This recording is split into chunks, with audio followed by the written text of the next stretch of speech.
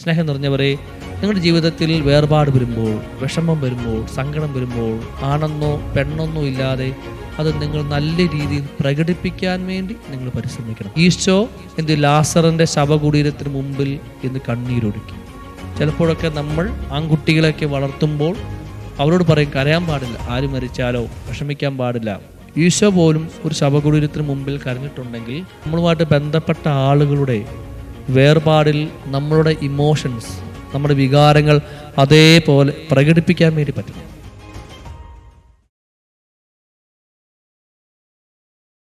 ഈശോയിൽ സ്നേഹം നിറഞ്ഞ മാതാപിതാക്കന്മാരെ, സഹോദരി സഹോദരങ്ങളെ, എല്ലാവർക്കും നല്ലൊരു ആഴ്ച നേരുകയാണ്. കഴിഞ്ഞ ആഴ്ച നമ്മൾ കണ്ടത് നമ്മുടെ കുടുംബങ്ങളിൽ കിടപ്പ് രോഗികളായിട്ടുള്ള ആളുകളും അവരെ പരിപാലിക്കുന്ന ശുശ്രൂഷിക്കുന്ന ആളുകളെക്കുറിച്ചും അവർ തമ്മിലെ ബന്ധത്തെക്കുറിച്ചുമൊക്കെയാണ് നമ്മൾ ദൈവവചനത്തിൻ്റെ വെളിച്ചത്തിൽ കണ്ടത്. 2 മാസങ്ങൾക്ക് മുമ്പ് ഈ ധ്യാനകേന്ദ്രത്തിൽ ഒരാൾ വന്നിരുന്നു, ഒരമ്മ വന്നിരുന്നു. അപ്പോൾ അവരുടെ വീട്ടിലെക്കുറിച്ചും ആളുകളെക്കുറിച്ചും ഒക്കെ ഞാൻ ചോദിച്ചു. വീട്ടിൽ ആരൊക്കെയുണ്ട്, കാര്യങ്ങൾ എങ്ങനെയുണ്ട്, വീട്ടിലെ ആളുകളുടെ പേരുകളൊക്കെ ചോദിച്ചു. പെട്ടെന്ന് ഞാൻ ആ അമ്മയോട് അവരുടെ അപ്പൻ്റെ പേരെന്താണ്, അപ്പോൾ അവരൊരു മരണപ്പെട്ടു പോയി. അപ്പം ഞാൻ ചോദിച്ചു എങ്ങനെ മരിച്ചത് എന്ന് ചോദിച്ചു. ഉടനെ തന്നെ ആ സഹോദരി പെട്ടെന്ന് അങ്ങ് കരയാൻ വേണ്ടി തുടങ്ങി. അപ്പം ഞാൻ ആ സഹോദരി ശാന്തിയായ ശേഷം അവരോട് ചോദിച്ചു എന്താ പറ്റിയത്. അവർ പറഞ്ഞു എൻ്റെ അപ്പൻ മരിച്ചിട്ട് ഏകദേശം ഒരു 30 വർഷങ്ങളായി. 30 വർഷങ്ങൾക്ക് മുമ്പ് ആ സഹോദരിയുടെ അപ്പൻ മരണപ്പെട്ടു. അവർ പറയുകയാണ് ഞാനൊരു സ്കൂൾ വിട്ട് തിരിച്ചു വരുമ്പോൾ ഞാൻ കാണുന്നത് എൻ്റെ വീട്ടിൽ കുറേ ആൾക്കൂട്ടങ്ങളായിരുന്നു.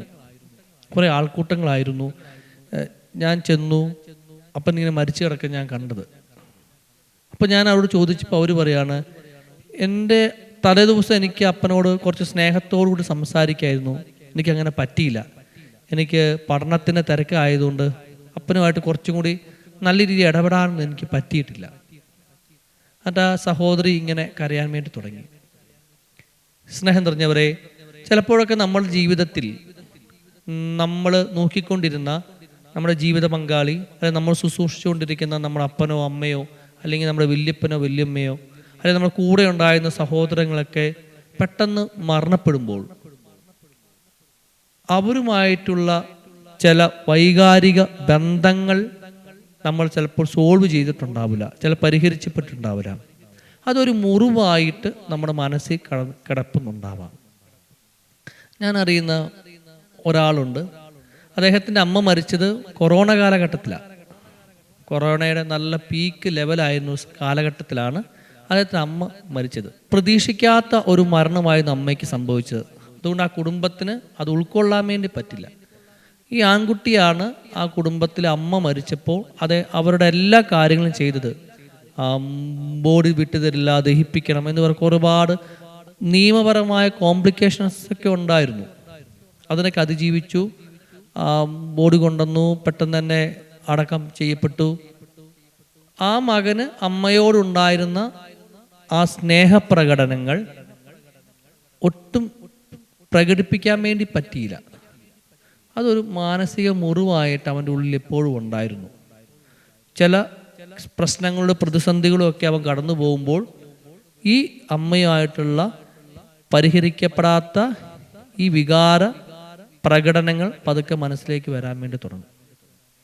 സ്നേഹം നിറഞ്ഞവരെ, നമ്മൾ ഇന്ന് കാണാൻ വേണ്ടി പോകുന്നത് നമ്മുടെ കുടുംബങ്ങളിൽ നിന്നോ സമൂഹത്തിൽ നിന്നോ മരിച്ചുപോയ ചില ആളുകളുമായിട്ട് നമ്മൾ പരിഹരിക്കപ്പെടാത്ത ചില വികാര പ്രകടനങ്ങൾ നമ്മുടെ ജീവിതത്തിൽ നടന്നിട്ടുണ്ടാവില്ല. അതിനെക്കുറിച്ചാണ് നമ്മൾ കാണാൻ വേണ്ടി പോകുന്നത്. നമ്മൾ കണ്ടുമുട്ടുന്നുണ്ട് യോഹന്നാൻ ശ്ലീഹായുടെ സുവിശേഷം 20-ാം അധ്യായവും മാർക്കോസ് ശ്ലീഹായുടെ സുവിശേഷം 16-ാം അധ്യായവും മഗ്ദലന മറിയം ഈശോയ്ക്ക് അന്തിമ ഉപചാരം അർപ്പിക്കുവാൻ വേണ്ടി വരുന്നത്. സുഗന്ധദ്രവ്യങ്ങളുമൊക്കെ ആയിട്ട് അവർ വരുന്നുണ്ട്. സ്നേഹം നിറഞ്ഞ നമ്മുടെ ജീവിതത്തിൽ ചിലപ്പോഴൊക്കെ ചില സാഹചര്യങ്ങളിൽ നമ്മുടെ കുടുംബങ്ങളിൽ നിന്ന് മരണപ്പെട്ടു പോയ ആളുകളുമായി ചില അന്തിമ കർമ്മങ്ങൾ ചെയ്യാൻ നമുക്ക് പറ്റിയിട്ടുണ്ടാവില്ല. ചില ആളുകളൊക്കെ പറയുന്നത് കേട്ടിട്ടുണ്ട്, എൻ്റെ അപ്പം മരിച്ചു പോയപ്പോൾ അതിന് തൊട്ട് മുമ്പ് അതുവരെ ഞാൻ അദ്ദേഹത്തിൻ്റെ കൂടെ ഉണ്ടായിരുന്നു. അദ്ദേഹത്തിന് എല്ലാ കാര്യവും ചെയ്തു കൊടുത്തു. ഞാൻ പുറത്തേക്ക് ഭക്ഷണം കഴിക്കാനോ അത്യാവശ്യത്തെ മരുന്ന് മേടിക്കാൻ പോയതാ, പെട്ടെന്ന് തന്നെ അദ്ദേഹം മരണപ്പെട്ടു. എനിക്ക് അദ്ദേഹത്തോട് ഒരു ഗുഡ് ബൈ പറയാൻ പറ്റിയില്ല, അദ്ദേഹത്തോടൊരു അന്തിമ യാത്ര പറയാൻ വേണ്ടി പറ്റിയില്ല. അല്ലെങ്കിൽ എനിക്ക് അപ്പൻ്റെ ഒരു അനുഗ്രഹമൊന്നും കിട്ടിയിട്ടില്ല. ചില പറയുന്നുണ്ട്, ഞാൻ കഴിഞ്ഞ കുറേ കൊല്ലമായിട്ട് ഞാൻ എൻ്റെ അപ്പനെ അമ്മയെ നോക്കിക്കൊണ്ടിരിക്കുമായിരുന്നു. പക്ഷെ ഞാൻ ഒരു ദിവസം പുറത്തു പോയപ്പോഴാണ് എൻ്റെ അപ്പൻ മരിച്ചു പോയത്. എനിക്ക് അദ്ദേഹത്തോടൊരു ലാസ്റ്റ് വാക്കുകളൊന്നും പറയാൻ വേണ്ടി പറ്റില്ല. അല്ല, ചില ആൾക്കാർ പറയുന്നത് കേട്ടിട്ടുണ്ട്, എനിക്ക് കുറച്ചും കൂടി എൻ്റെ അപ്പനോട് സ്നേഹത്തോടു കൂടി ആ ദിവസങ്ങളൊക്കെ പെരുമാറാൻ പറ്റുമായിരുന്നു, ഞാൻ കുറച്ച് ദേഷ്യത്തിലൊക്കെ ആയിരുന്നു. സ്നേഹം നിറഞ്ഞവരെ, നമ്മുടെ ജീവിതത്തിൽ ചിലപ്പോഴൊക്കെ നമുക്ക് മരണപ്പെട്ടു പോയ ആളുകളുമായി സോൾവ് ചെയ്യാത്ത ചില പ്രശ്നങ്ങളും പ്രതിസന്ധികളുമൊക്കെ നമ്മൾ കടന്നു പോയിട്ടുണ്ടാവാം. ചില ആളുകളെ കണ്ടുമുട്ടിയപ്പോൾ പറയുകയാണ്, എൻ്റെ ഭർത്താവ് 5 കൊല്ലമായി മരിച്ചിട്ട്, പക്ഷെ ഇതുവരെ എനിക്ക് അംഗീകരിക്കാൻ വേണ്ടി പറ്റിയില്ല. എൻ്റെ ഭർത്താവ് മരിച്ചിട്ട് 5 കൊല്ലമായി, എനിക്ക് ഇതുവരെ അംഗീകരിക്കാൻ വേണ്ടി പറ്റിയിട്ടില്ല. എപ്പോഴെങ്കിലും അദ്ദേഹത്തെക്കുറിച്ച് പറയുമ്പോഴൊക്കെ എനിക്ക് വേദനയാണ്, വിഷമമാണ്. മറ്റുള്ള ഒരാളുകളെ കാണുമ്പോൾ പെട്ടെന്ന് എനിക്ക് കരച്ചിൽ വരുമെന്നൊക്കെ ആളുകൾ പറഞ്ഞിട്ടുണ്ട്. ചില ആളുകൾ ഈ കിടപ്പ് രോഗികളെ വർഷങ്ങളായിട്ട് നോക്കിയിട്ടുണ്ടാവാം. ഇവർ മരിക്കുന്ന തൊട്ട് മുമ്പ് ഇവർ തമ്മിൽ ചിലപ്പോൾ ചില പിണക്കുകൾ ഉണ്ടായിട്ടാം, ചില വാക്ക് തർക്കങ്ങൾ ഉണ്ടായിട്ടുണ്ടാവാം. ഇവർ മരിച്ചു കഴിയുമ്പോൾ അതിനെ ഓർത്ത് വിഷമിക്കുന്ന കുറേ ആളുകളെ ഞാൻ കണ്ടുമുട്ടിയിട്ടുണ്ട്. സ്നേഹം നിറഞ്ഞവരെ, നമ്മുടെ കുടുംബജീവിതം നമ്മൾ മുന്നോട്ട് നയിക്കുമ്പോൾ നമ്മുടെ ജീവിതത്തിൽ ഇത്ര കുറ്റങ്ങളും കുറവുകളും ബലഹീനതകളും ഒക്കെ ഉണ്ടാവാം. ഇങ്ങനെ ഒരു സാഹചര്യം നമുക്ക് വരുമ്പോൾ നമുക്ക് എന്ത് ചെയ്യാൻ പറ്റുമെന്നാണ് വിശുദ്ധ ഗ്രന്ഥം നമ്മളോട് പറഞ്ഞു വയ്ക്കുന്നത്. ഒന്നാമതായിട്ട്, നിങ്ങളുടെ ജീവിതത്തിൽ മരണപ്പെട്ടു പോയ ഒരാൾ നിങ്ങളുടെ കുടുംബത്തിൽ നിന്നും സമൂഹത്തിൽ നിന്നും മരണപ്പെട്ടു പോയെന്ന് അംഗീകരിക്കുകയും അവർ ദൈവത്തോടൊപ്പമാണെന്ന് നിങ്ങൾ വിശ്വസിക്കണം. ഹല്ലേലൂയ. മരണപ്പെട്ടു പോയ ഒരാൾ നിങ്ങളുടെ കുടുംബത്തിൽ നിന്ന് സമൂഹത്തിൽ നിന്ന് മരണപ്പെട്ടു പോയ ഒരാൾ അദ്ദേഹം ദൈവത്തോടൊപ്പമാണെന്നും സ്നേഹത്തിൽ നമ്മുടെ കൂടെയുണ്ടെന്നും നമ്മൾ വിശ്വസിക്കുക. ഹല്ലേലൂയ. രണ്ടാമതായിട്ട്, നമ്മൾ തന്നെ അംഗീകരിക്കുക, എൻ്റെ അപ്പൻ അല്ലെ എൻ്റെ അമ്മ, എൻ്റെ ജീവിത പങ്കാളി അല്ലെ ഞാൻ നോക്കിക്കൊണ്ടിരുന്ന ഒരാൾ മരണപ്പെട്ടു പോയി. നമ്മൾ നോക്കുന്നത് എങ്ങനെയാണ്? നമ്മൾ മനുഷ്യരെപ്പോഴും നമ്മുടെ കുറ്റങ്ങളിലേക്കും കുറവുകളിലേക്കാണ് നോക്കുന്നത്. കഴിഞ്ഞ 5 വർഷമായി 6 വർഷമായി ഡയാലിസിസിന് കൊണ്ടുപോയിക്കൊണ്ടിരുന്ന അപ്പൻ പെട്ടെന്ന് മരണപ്പെട്ടു പോയപ്പോൾ ഇദ്ദേഹം എങ്ങനെയാണ് നോക്കുന്നത്? അയ്യോ, എനിക്ക് കഴിഞ്ഞ ദിവസം നല്ല രീതിയിൽ സ്നേഹിക്കാൻ പറ്റിയില്ലോ, കഴിഞ്ഞ ദിവസം എനിക്ക് നല്ല രീതിയിൽ സംസാരിക്കാൻ പറ്റി. നമ്മളെന്താ ചെയ്യുന്നത്? നമ്മുടെ കുറവുകളിലേക്ക് നോക്കി കഴിഞ്ഞ 5 കൊല്ലത്തെ നമ്മുടെ അദ്ദേഹത്തിന് ചെയ്ത സേവനത്തെക്കുറിച്ചോ ശുശ്രൂഷയെക്കുറിച്ചോ നമ്മൾ ചിന്തിക്കുന്നില്ല. നമ്മളിലുള്ള അങ്ങനെ ഒരു കുറ്റബോധം നിറഞ്ഞിട്ടുണ്ടെങ്കിൽ നമ്മളത് പരിഹരിക്കണം. യൂദാസിൻ്റെ കുറ്റബോധം നിറഞ്ഞവനായി അവൻ്റെ ജീവിതത്തിൽ ഒരുപാട് കുറവുകളിലേക്ക് അവൻ പോയി. പക്ഷേ എന്ത് ചെയ്തു? പത്രോസ് എന്ത് ചെയ്തു? ദൈവത്തിൻ്റെ കാരുണ്യത്തിന് അവന് വിട്ടു. നമ്മുടെ ജീവിതത്തിൽ ഇങ്ങനെയൊക്കെ ചിലപ്പോൾ നമ്മുടെ ജീവിതത്തിൽ വന്നിട്ടുണ്ടാകും. നമ്മൾ മനുഷ്യരാണ്, കുറവുകളുള്ള മനുഷ്യരാണ്. പക്ഷെ നമ്മൾ രണ്ടാമതായിട്ട് നമ്മൾ ചെയ്യുന്നത് ദൈവത്തിൻ്റെ കാരുണ്യത്തിന് നമ്മളെ വിട്ടുകൊടുക്കുക. മൂന്നാമതായിട്ട്, ചില ആളുകൾ സംസാരിക്കും പറയുമ്പോൾ അവർ പറയും, എൻ്റെ അമ്മായിപ്പൻ അല്ല എൻ്റെ അമ്മായിയമ്മ എന്നെ ഒരുപാട് പീഡിപ്പിച്ചിട്ടുണ്ട് ഞാൻ വിവാഹം കഴിച്ച് വന്ന കാര്യങ്ങളിൽ. ചില ആളുകൾ പറഞ്ഞു കേട്ടിട്ടുണ്ട്, എനിക്ക് അദ്ദേഹത്തോട് ഒരു ക്ഷമ പറയണമായിരുന്നു, എനിക്ക് അദ്ദേഹത്തോടൊരു സോറി എന്ന് പറയുന്ന വാക്ക് പറയണമായിരുന്നു, പക്ഷെ എനിക്ക് പറ്റിയില്ല ആ സാഹചര്യത്തിൽ.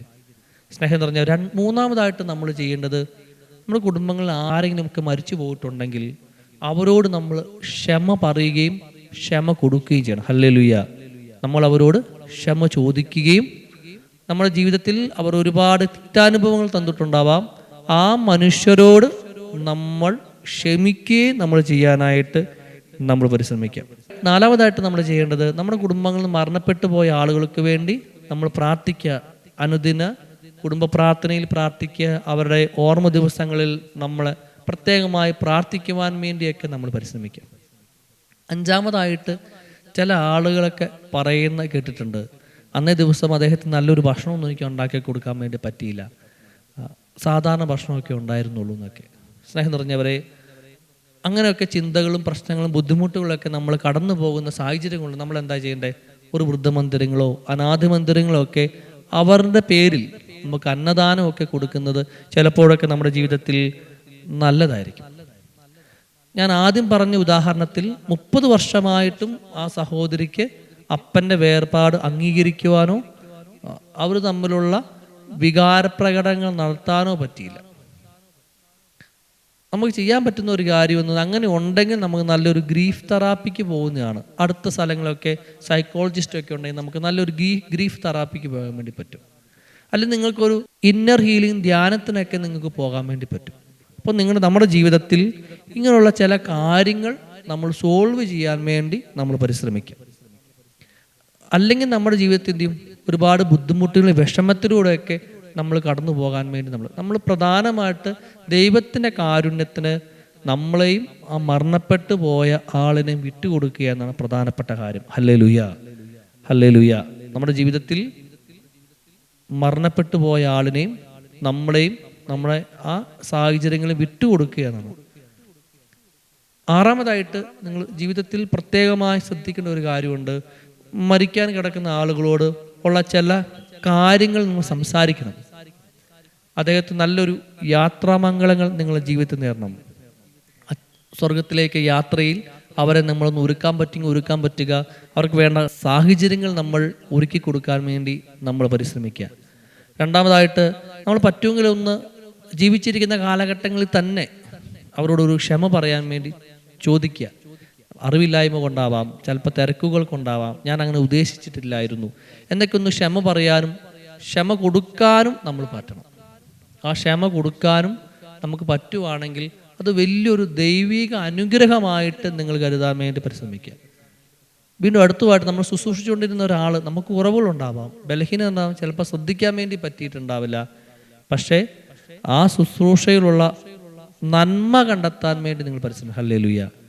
ആ രോഗിയെ ശുശ്രൂഷിച്ചുള്ള കുറവുകളിലേക്ക് നിങ്ങൾ നോക്കാതെ ആ രോഗിയെ ശുശ്രൂഷ നന്മകളിലേക്ക് നമ്മൾ നോക്കാൻ വേണ്ടി പരിശ്രമിക്കുക.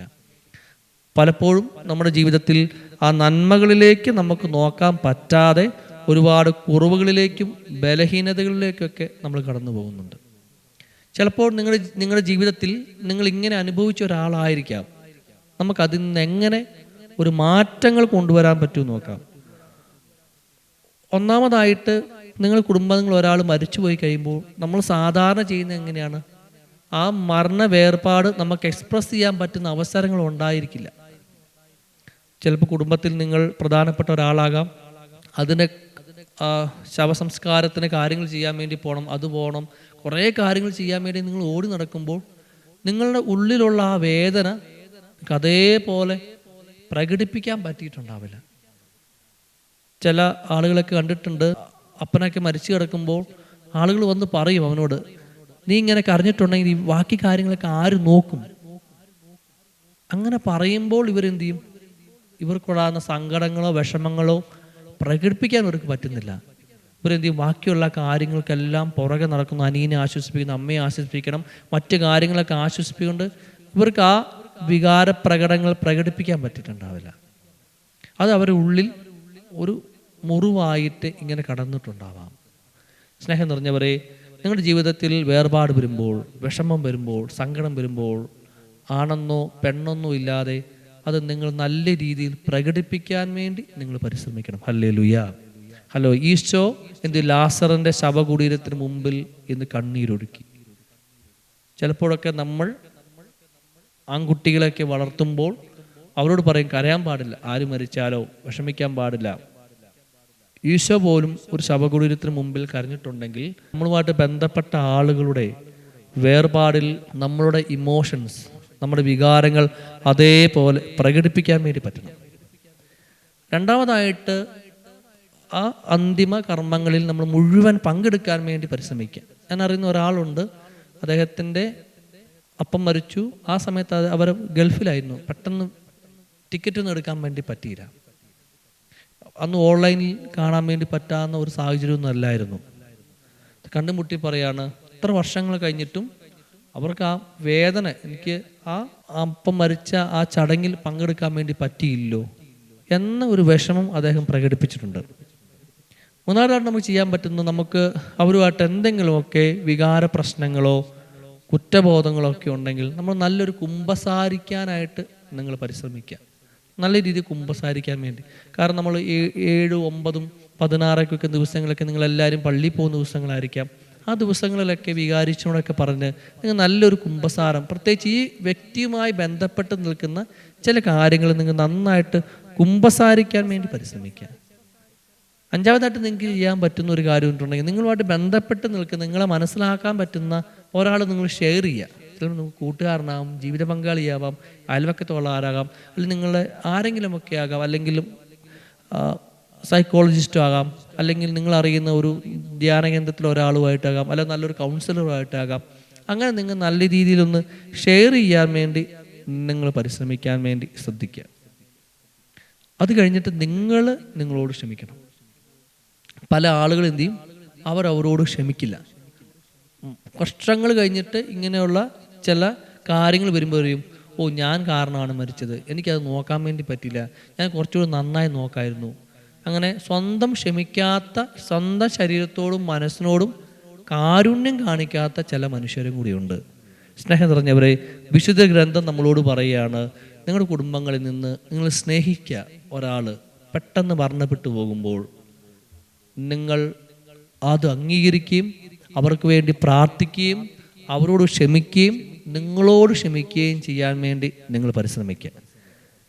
സങ്കീർത്തന പുസ്തകം 47-ാം അധ്യായം 3-ാമത്തെ തിരുവചനം ഇങ്ങനെ പറഞ്ഞു വെക്കുന്നത്, അവിടുന്ന് ഹൃദയം തകർന്നവരെ സൗഖ്യപ്പെടുത്തുകയും അവരെ മുറിവുകൾ വെച്ചു കിട്ടുകയും ചെയ്യുന്നു. ഹല്ലേലൂയ.